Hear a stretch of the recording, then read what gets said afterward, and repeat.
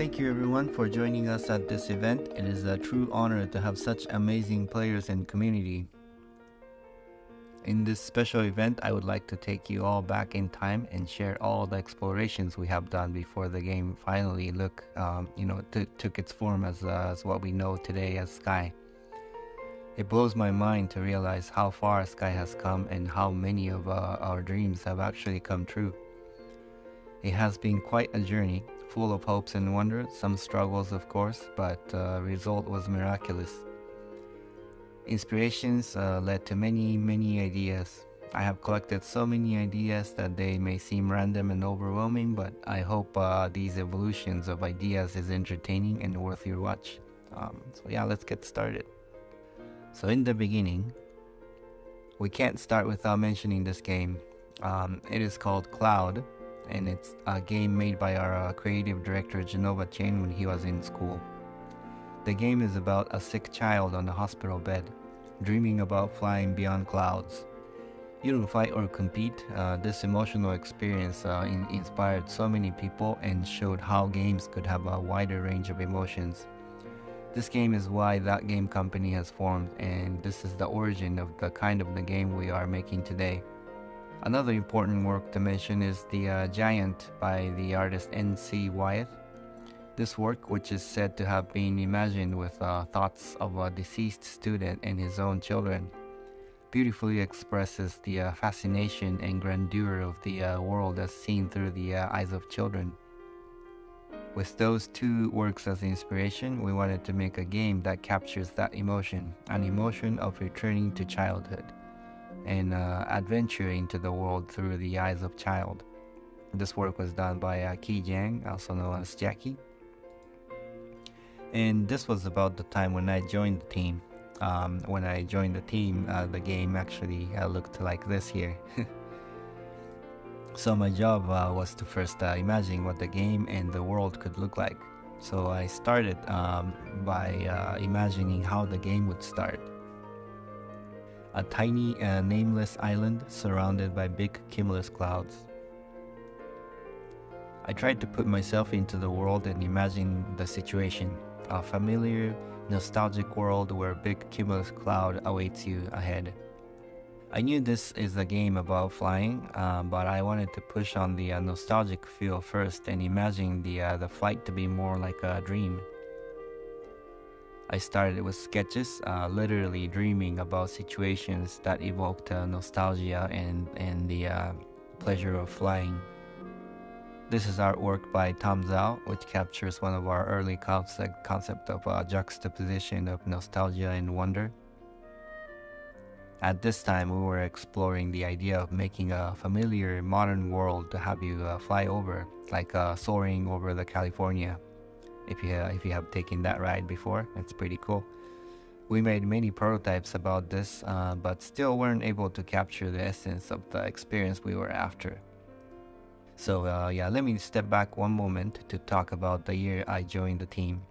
This is a story of 2012, and this was the year when Journey was released. The game was received so well, and we heard so many voices asking us to make this experience available to more people. Journey was about connecting a player with another player, and people really felt the human-to-human connection. And we learned that people wanted more of this.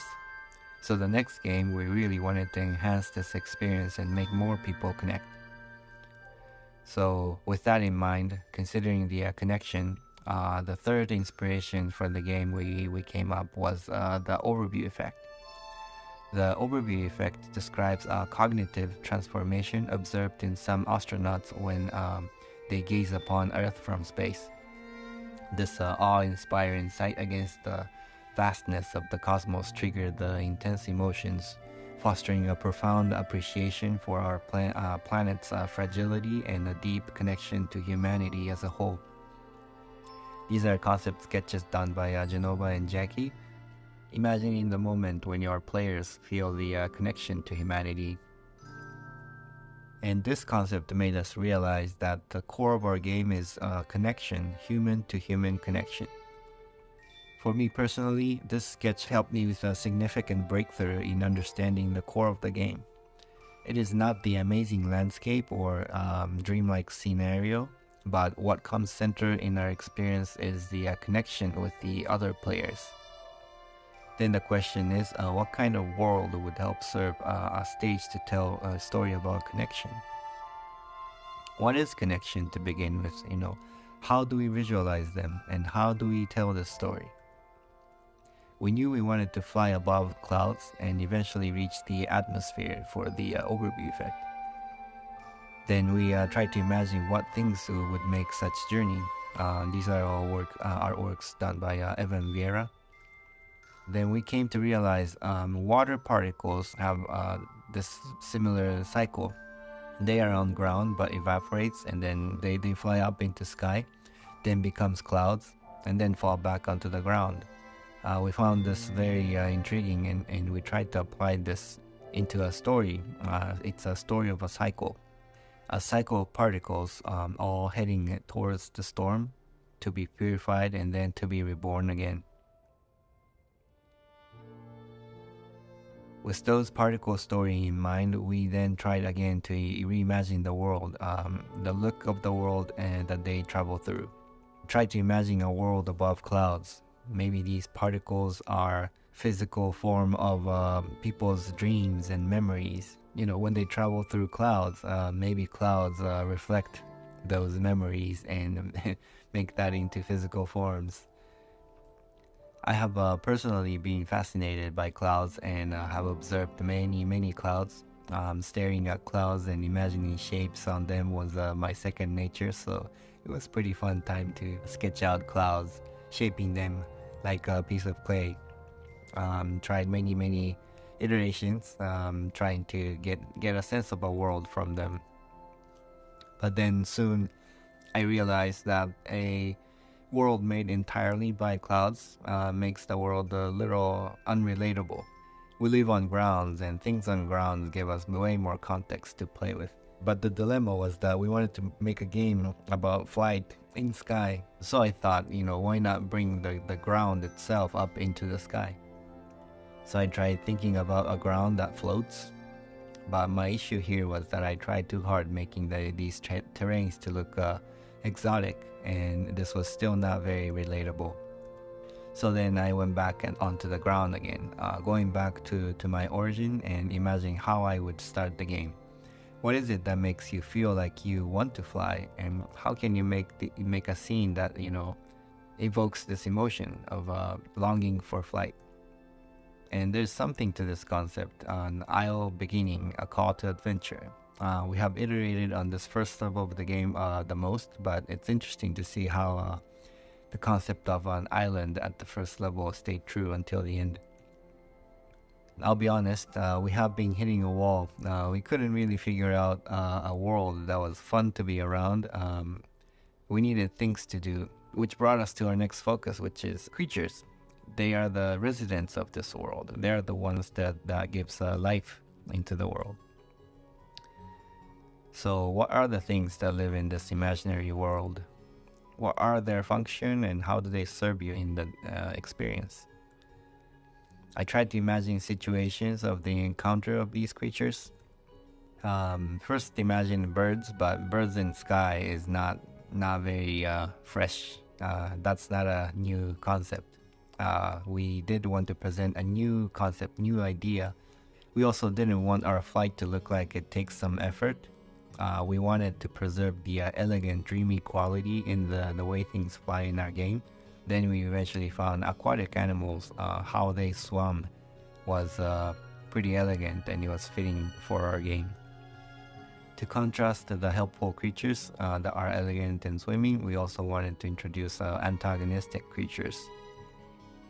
And this, you could see some origin for some of the dark creatures we have in the game today. Now that we are starting to fill the world with creatures, we then try to imagine if there has been any people in this world. Like showing this beautiful concept done by Tiffany Hayashi, or also known as Purple Almond. It would also add much depth in the world, to have a history behind. Civilization would also bring possibilities to introduce puzzles to the game. It was really fun imagining, pieces of puzzles, made with ruins. So we brainstormed who are these people and what do they do. We tried to imagine civilization that could exist in a cloudscape. Do they live in caves? What are the materials they have to build their homes? Where do they get these materials? What's the surrounding biome? Because creatures are aquatic, maybe the landscape should also be inspired by aquatic things. Is this completely made up, exotic world? One of the efforts in trying to bring the concept of connection back to the core, we tried to imagine the world connected by a giant tree. These are some sketches done under this concept. Also, because of the aquatic reference, we also have thought about a world sunken underwater. This was a very interesting concept for me personally, but felt like it took the attention away from the sky. We did wonder if we should make these people still alive in the world or have them perished. Ruins underwater did make us realize that we prefer the civilization to be gone. We like the poetry of players to uncover the mystery through their own experience, rather than have them, talk to an NPC and, have the NPC talk and describe what happened. Having these people gone already also brings the opportunity to introduce antagonists to the story. Whatever that destroyed the civilization could be the challenge for the players as well. In this concept, you can see some dark shards penetrating through these ruins, and could see some hint of how we've done the darkness in our game today. Eventually, the world is starting to show its form to us. Things are starting to come together. Terrains poking out of clouds like islands, surrounded by creatures gracefully swimming in the air, and ruins awaiting for the players to uncover their mystery. Now that we are finding the general structure of the world, we then dove into figuring out what the story of these people are. What are these people to begin with? Why do they live in clouds, and how did they live, and why did they die? That's quite an overwhelming question, so I again went back to the sketchbook and trying to imagine, being a player. What does it feel like to meet these people? People of clouds, what's their life like? Then I tried to remember our original inspiration. Why was NC Wyeth Giant was such striking image? For me, it was because it made me remember the perspective of a child, when the world felt bigger than me and it was filled with mysteries. So I went back to the sketch and tried to imagine a giant in clouds, witnessing a giant in clouds appearing, and trying to imagine what would I see if I followed that giant. This imagination sparked many ideas for me. As a child, I found many of the things adults did felt mysterious and ritualistic, so I simply tried to reimagine and translate it where I saw adults did into this weird cloud people doing their jobs that I didn't understand. Thinking about jobs made me bring back the idea of particles in cycle. What if these cloud people had a job to make these particles move around, to circulate these particles? We used to call them as motes internally back then. They harvested them, collected them, and shipped them to have them cleansed by the storm and to have them reborn. Perhaps they were part of the cycle, but because they are gone now, it is now players' job to take these modes and put them back into the cycle, maybe. The idea of harvesting and collecting modes gave us new understanding about these people. Maybe things they collect are precious and they were obsessed by it, much like how humans are obsessed with our resources. There may have been rituals and technologies built around them. I will touch upon this later, but around this time we have also established another theme, which is a time of day. It's an overarching theme to help tell the story. And we knew we wanted to start the game on an island before starting the journey into the sky. And with the help of a time of day theme, we overlaid the concept of dawn as additional theme. I tried to imagine a dock that these people built to carry things into the sky, and then I tried to imagine being a player arriving here. What does it feel like? What does it look like? Leaving the island, entering the cloud world, and the time of day has progressed then into daytime. And then the time of day continues to progress through the journey, imagining how the ruins would change, what look different. By then, we have learned quite a bit about these people and the flow. We're starting to get the feel for it, and we're now diving into figuring out what really happened to these people. What's the history? One disclaimer is that these things I'm showing, and these are ideas that led to what it is Sky today, and it's not the official lore of the Sky. This is preliminary ideas, just so you know. People needed these resources to survive, but nature also needs them to sustain the cycle of life. With the resources, eventually people develops technology and gains power, and they prosper. But conflict with nature escalates. And eventually there was a war, and it incurred a heavy sacrifice. You might recognize some similarity in what you see here in the sketch with what we see in the game. This concept certainly became a base for what it is known as a golden wasteland today.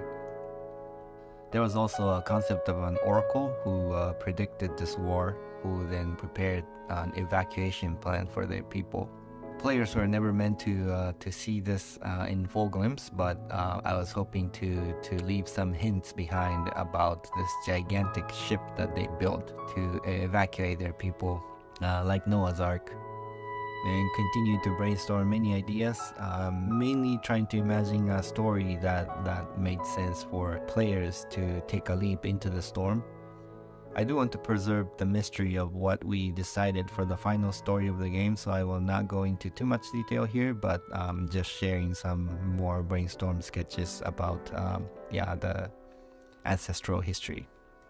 And then you might have recognized some similarities in the characters shown in these preliminary sketches with the spirits in the game and elders in the game. Let me talk a little more about the exploration that led to the design of our elders. We are talking about stories now, but don't forget that we are making a game. It's an experience. Characters we introduce in the game has to have a significance in the player's experience. Prototyping the game, we came to realize that we needed a strong beat after each major sections of the game, like how we fight bosses at the end of the levels. So the original idea of our so-called quote-unquote boss was some sort of guardians that presented challenges to the players before they could move on to the next level. We concepted different ideas about a character that could provide interesting gameplay along with an evocative story. We knew that we needed multiple of these guardians across the game, and wanted to give them different characteristics to each. I was looking at different myths and stories about gods and guardians, and learned that we often use animals as a way to represent different characteristics of unique gods. So I also tried to find various animals, creatures that represented the emotion of each of the levels, and tried to convert them into different characters. Designing different animals is fun, but it's also very costly to do, so I had to imagine another version where animals are more of a symbolism that was left in statues, but the characters themselves are more of a spirits that appeared in more of a human form and human scale. This sparked some inspiration for imagining figures that are cursed. Each presents a challenge to the player, and their characteristic was represented by missing body parts. Not sure if you can recognize, but these are what eventually becomes Elders of the Isle and Elder of Prairie. Here are ideas for Guardians for Rain and Sunset, eventually becomes Elder of Forest and Elders of Valley. Having all these characters also helped spark an idea of unifying them as a group. This concept made me imagine them as a royal family of some sort, and they used to be together, but now they are separate, and the mystery is to be discovered by players. Royal family made us think that we need a king, which would make sense to appear at the end. Distributing them across the game and breaking them into levels helped us organize the flow and the story of the game. Some more ideation in 3D prototypes. You can see how they evolve and progress into what we know of them today. Again, a disclaimer that the story behind these characters I'm sharing here are preliminary ones, and I'm not explaining the official lore of the game. So now that we have a structure of the world, the creatures, characters, and the quote-unquote bosses, it is time to assemble them together into one game. We did determine that we wanted to base our flow on the theme of the time of day. We associated different emotions across 6 different times as dawn, day, rain, sunset, dusk, and night, and associated colors and shape languages to each. We then applied an emotional curve inspired by a hero's journey and designed a flow for the experience, associated by levels and characters at each stage.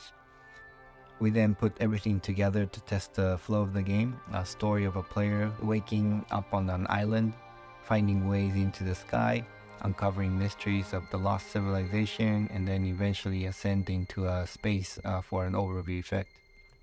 You might think we have figured out pretty much everything at this point, but that's not true. Devil's in the detail. I will share only some of the different iterations we have made on each of these levels. Dawn, we knew it would start on the island, but there was still some idea of mixing a mirage of the modern world to make this initial level give a strong sense of threshold. We played with the idea of leaving our world to enter the realm sky. More ideation of the isle.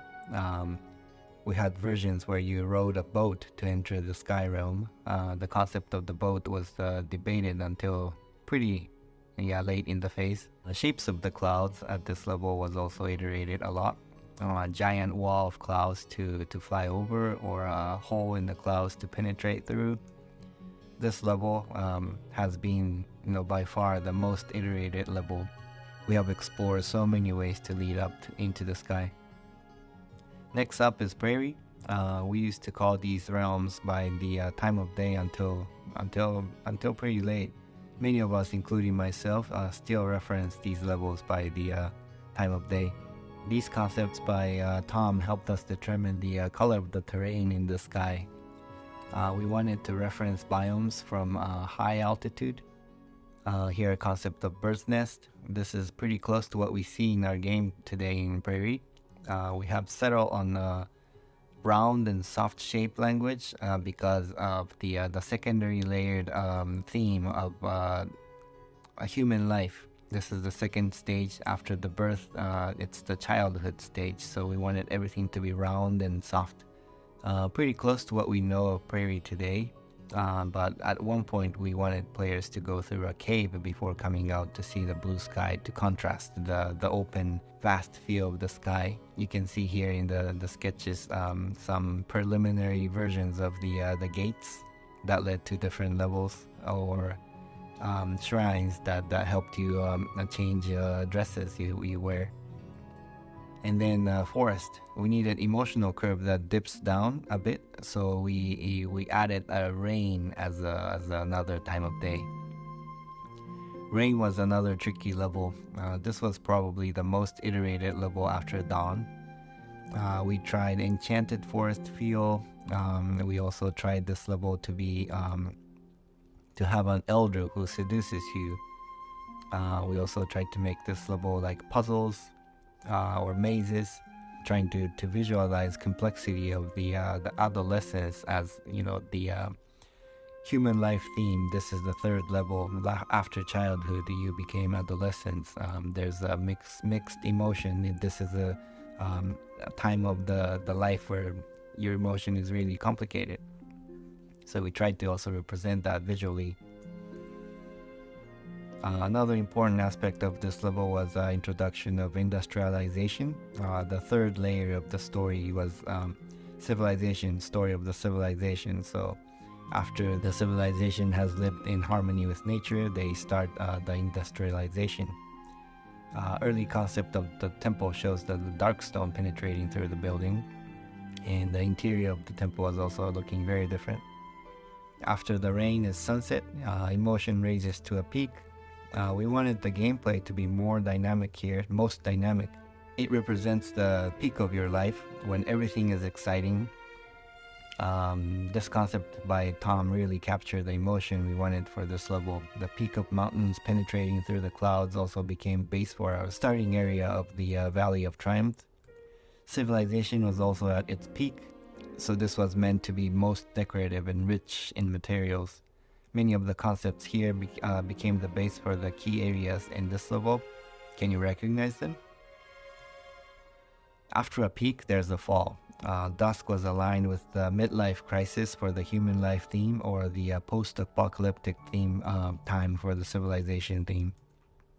Shadi and Kang jumped in at this time of the production and helped us polish some of the ideas for this level. This was the time when we tried to expand each realms to have various sub-levels. Temple in the Golden Wasteland. Exterior is pretty close to what we see today, but the interior became a lot different. Night is a vault of knowledge. Visual inspiration of this realm was a library and the ethereal dream. Following the arc of the civilization, this is supposed to be most advanced, but we didn't want to make this to feel too technological. Instead, we wanted the whole experience to feel more like a dream or magic, so Jackie did this concept to capture the dreamlike quality of the realm. Some early concept of the shelves and the quote-unquote books. We designed a lantern to be the device that recorded memories, concept done by Tom. And the early prototype of the end of this realm was more like a planetarium. A place where you meet the Oracle to hear about the history and to hear about your own destination as a player. Storm is the final realm. This is the moment of death, and we wanted to visualize the lowest low moments of the game. At one point, we were considering that the Storm realm is black and white. Tom captured the feeling of what it could feel like to be in the midst of a storm. And then try to approach the Eye of Storm. Then Kang helped added one color, red, into this visual to further enhance the emotion of this realm. At the Eye of Storm, there's a hint of what actually happened in the past. Trevor Stringer concepted the moment before the cataclysm, and Tom painted a version of our representation of darkness. After the death in Storm, you now shoot up into the space. This is a moment of rebirth, the overview effect we wanted to have from the very beginning of the project. For a while, we were going after the idea of the representing the unity of people by a superorganism we called as a megabird. Here's Kang's emotional capture of the moment when everything is coming together. And the evolution of the megabird. If you remember the original sketch done by Genova, we have come far, but I think it's nice to see the original idea kind of stuck around. In the end, we emphasized more on the idea of the stars and constellations, so our megabird became more of a mega constellation. Because there are too many layers of different problems we were solving to consolidate into one experience. I am abbreviating a whole lot of the process that we went through, but I hope you were able to watch how ideas were created and morphed and evolved into what comes Sky today. And then finally, game was released. I was only able to show only some of the 2D concepts, but making of this game really involved the high-level concepts of storytelling, game designs, engineering, 3D modeling, sound effects, and music. Literally everything had to come together to form this special game. A spark of inspiration initiated this project. We played and iterated on so many ideas. It was fun to iterate, but sometimes became overwhelming. After each failures, we stood up and yeah, we never gave up. We kept on going. There were times we felt like we really lost our direction, but we continued. I was really not sure if this game would do well, but kept on going, believing that there's something at the core in this game that is worth sharing with the world. And then we broke through, released the game. So many rough edges and unpolished details, but the game was released, and then in the end received by millions of people. Today the game is still alive, and with the support of all the players, including yourself, it is growing and evolving even more. This is the end of my presentation, but I truly believe that the making of Sky was kind of a miracle. I hope seeing the birth and the evolution of the game was interesting to you. I am grateful to say that Sky is much alive still and continuing to change. And I am looking forward to witness how it's going to evolve more through the many years to come. Thank you.